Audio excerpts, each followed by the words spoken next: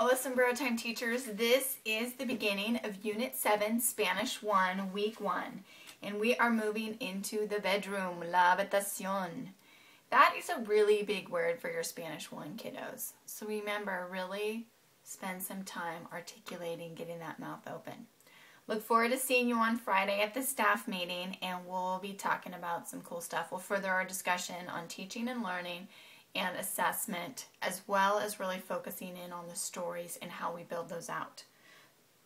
So let's go into that. You will not be receiving flashcards this week for the bedroom because this is where our graphics got funny, and we are building a new set of graphics, but they're not ready for you until we'll have the whole set ready by the fall.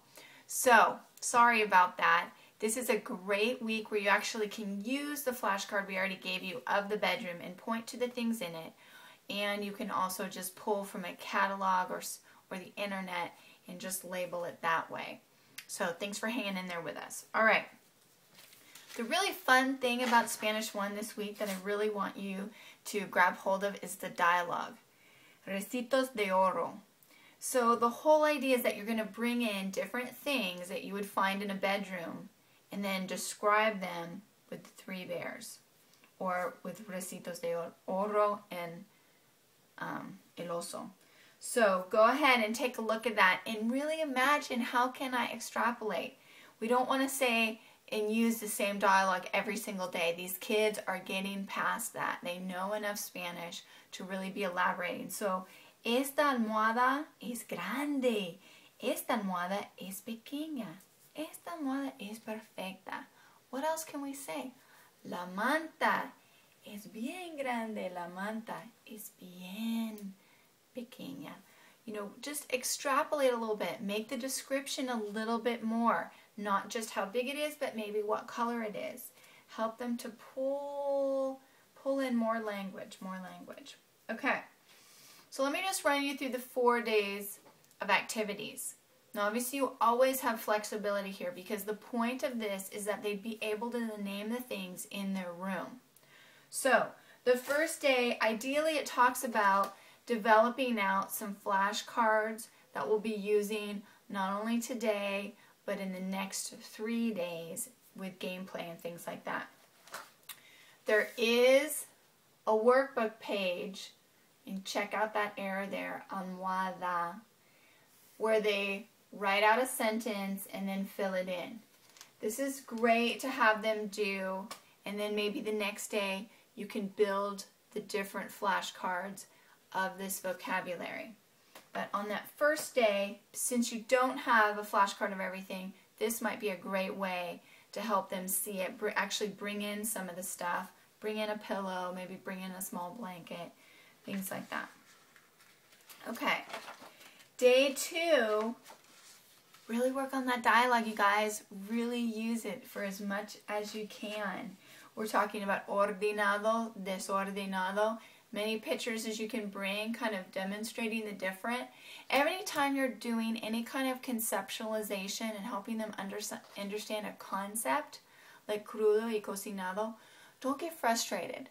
They're guessing, and what you want to do is try to encourage that discovery process. Okay? So every day, bring in a couple more pictures where you show something that looks crazy and disorganized and something that looks very orderly and organized. Okay? You want to give them multiple experiences of that. It's the same way that first language, how we acquire our first language, everything with 4 legs is a dog, whether it's a cow or a horse or whatever, because that's the first word that you learned, dog. So you over-apply it. That's what kids will do when you're in an immersive environment. They'll try to think of one thing and then they kind of over-apply it. So if they're not hitting the concept right, don't translate. Just keep giving them an experience with the concept. Make all the pencils orderly. La caja está ordenada. Now shake it up. Make them all crazy. Throw some extra paper in there. La caja está desordenada. Give them experience with the word and the concept. Okay. Day 2, what you want to do is, we're going ¿qué es? Review the vocabulary words, holding up their cards, maybe this is a great day to make cards. And then give them a sentence. Yo duermo en la cama. Yo juego con mis juguetes. Aprendo la luz. And then you want to play a TPR game. So this is fun. ¿Qué es? Use the descriptive sentence that you've built, and then ¿Dónde duermo yo? Ask them a question and see if they can't hold up their card and say en la cama or es la lámpara. ¿Qué nos da luz? La lámpara. Okay. Third day. And La Luna is a very fun, if you have Play and Learn by Ana Lomba, go ahead and listen to La Luna because that's a very sweet little song. You really want them on your calendar conversational time to be describing themselves and others.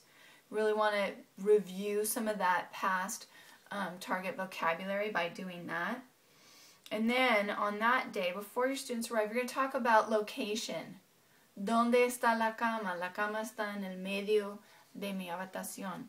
So you want to kind of build out a picture of a room where you can use the flashcard that we gave you. And then you're going to be asking questions. A way to extend this activity is actually have the kids draw a picture of their own bedroom and then have these questions, have a couple, like 3 questions on the board, and have them ask a partner. ¿Dónde está tu cama? Mi cama está en el medio. But before you just ask them, have them ask each other the questions, make sure that you've modeled the question and the answer, and you do that modeling in class so they know very well what they're doing. Now, I also want to review on day 3, you've got a dictation, okay? Ignore that middle line coming through, but know that these separate lines represent syllables of the word. Desordenado. So you really want to be clapping the word out and then walk them through the first one, okay? Because you really want them to be focusing on syllables. This is how they're going to develop their reading vocabulary and their ability to spell Spanish, because it's super systematic, it's very syllabic, and that makes it easy. Okay, day 4, you want to go into oraciones completas. Now, I mentioned, I believe it's on day 1 or 2 where you do oraciones completas, the first one. You want to really kind of walk them through this first one. They're going to put an article, then they read the word, and then they circle which verb, and then there's the end and description. So this makes it a little bit more formulaic, but I think there will be less confusion this way. So give me some feedback on that. Hey, let me know, does this work better for you, or now is it too easy and we should kind of swap how we've been doing the oraciones completas, because we're going through a lot of still professional editing on this, so I'd love to hear your feedback on that. The last activity is memoria on day 4. So you want to end with a fun game. So you take their flashcards, if they've made them, and you go ahead and have them put a couple of sets together. Now, the other thing you can do, because this can get tricky for those of you who have bigger classes, play Pictionary. Super fun. And then have one of their classmates say, ¿Dónde está la almohada? Okay, so maybe they get the word almohada. So they have to draw that. Then their classmates have to guess what it is. Now, their classmate has to ask where is it? ¿Dónde está la cama? And the person drawing has to answer it.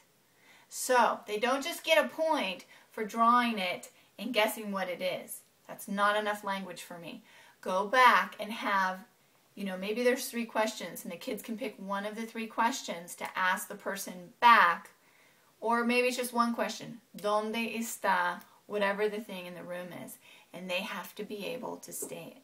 And you can have the flashcard up there that has a picture of the room so that the answers all come from there. All right? So those are my thoughts for Spanish 1, Unit 7, Week 1. Look forward to seeing you on Friday. Hasta luego.